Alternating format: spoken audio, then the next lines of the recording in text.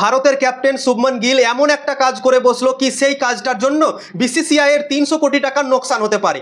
ভারত আর ইংল্যান্ডের মধ্যে দ্বিতীয় টেস্ট ম্যাচ চলছে এবং ভারতীয় দল এই টেস্ট ম্যাচটা জিততে চলেছে, অনেকটা কাছাকাছি পৌঁছে গিয়েছে এবং ভারতীয় দল এই টেস্ট ম্যাচটা জেতার পর সিরিজকে একে একে ড্র করে দিতে পারবে। কিন্তু অনেক বড় বিতর্ক তৈরি হয়ে গিয়েছে শুভমান গিলকে নিয়ে।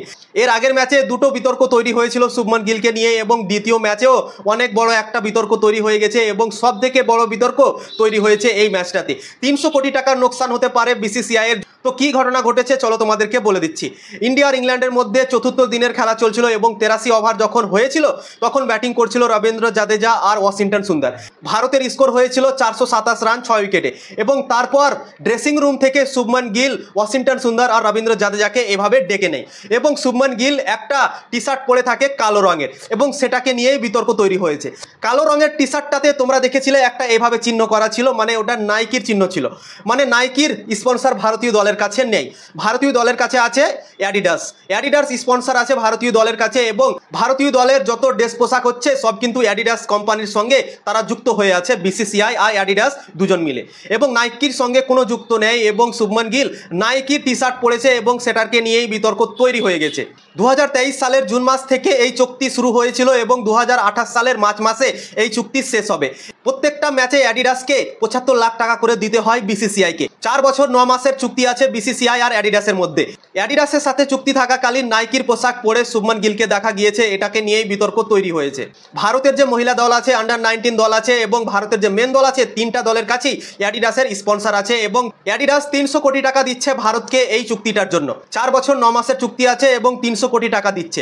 এখন দেখার বিষয় হবে কি অ্যাডিডাস কোনো অ্যাকশন নিচ্ছে কিনা। অ্যাডিডাস যদি বিসিসিআই এর সঙ্গে কথা বলে এবং বিসিসিআইকে বলে কি এটা কি হলো, আমাদের সঙ্গে চুক্তি আছে এবং নাইকির ড্রেস পরে শুভমান গিলকে দেখা গিয়েছে মাঠের মধ্যে, এটা কি ভাই ঘটনা। অ্যাডিডাস তারা অবশ্যই জানতে চাইবে, তারা পয়সা দিচ্ছে, তারা স্পন্সর করে রেখেছে ভারতীয় দলকে এবং তারা অবশ্যই বিসিসিআই এর উপরে কোশ্চেন রাখবে এবং অবশ্যই কোশ্চেন করবে।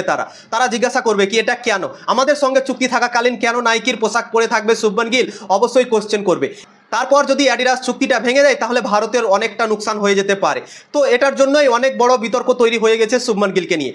প্রথম ম্যাচেও দুটো বিতর্ক তৈরি হয়েছিল শুভমান গিলকে নিয়ে। প্রথমে যখন শুভমান গিল ব্যাটিং করছিল প্রথম ইনিংসে, তখন কালো মোজা পরে সে ব্যাটিং করতে নেমেছিল, তখন সেটাকে নিয়েও বিতর্ক তৈরি হয়েছিল কি টেস্ট ক্রিকেট চলছে, টেস্ট ক্রিকেটে কালো মোজাও কিন্তু অ্যালাউ নেই, সাদা মোজা পড়তে হবে। সেটাতেও কিন্তু বাধা আছে শুভমান গিলের জন্য এবং সব প্লেয়ারের জন্যই বাধা আছে, কালো মোজা পড়তে পারবে না, সাদা মোজা পড়তে হবে। আরও একবার যখন শুভমান গিল ফিল্ডিং করছিল তখন জার্সির ভিতরে যে টি শার্টটা পরেছিল সেখানেও লাল রঙের একটা টি শার্ট পরেছিল, তো সেটাও পড়তে পাবে না, সেটাতেও বারণ আছে। টেস্ট ক্রিকেটে সব কিছুই কিন্তু সাদা পড়তে হবে। তা সত্ত্বেও শুভমান গিল প্রথম ম্যাচে দুটো মিস্টেক করেছিল, একটা কালো মোজা পড়েছিল এবং টি শার্ট পরেছিল লাল রঙের জার্সির ভিতরে।